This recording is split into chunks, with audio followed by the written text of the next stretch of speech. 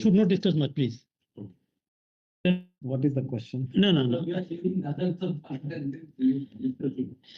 See, let us focus one by one so that we understand. So now we have taken the same flow transmitter issue and the maintenance, and to have the bypass line, they will clarify the type. If not required, then they will not have bypass line. And we will not discuss much here. Yeah. Anything left? After this, yes, this BFW, MOV is there. BFV 1000 is this one. BFV is there, no? Yeah, if it is failed. Yeah.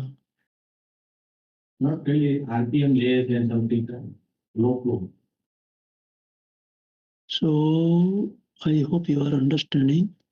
So now I'm talking about this BF 1103A close when required, when running. That one during only for the recirculation, in case you want to make some maintenance for the or during the cleaning, the CIP.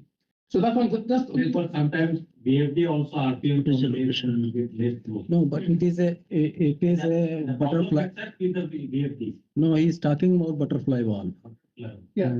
So if it is closed, then no flow. Yeah. And same thing happens. Potential voltage supported pump. You activate the pump, close the gate, everything. Yeah, so that means you have first is you have position indication.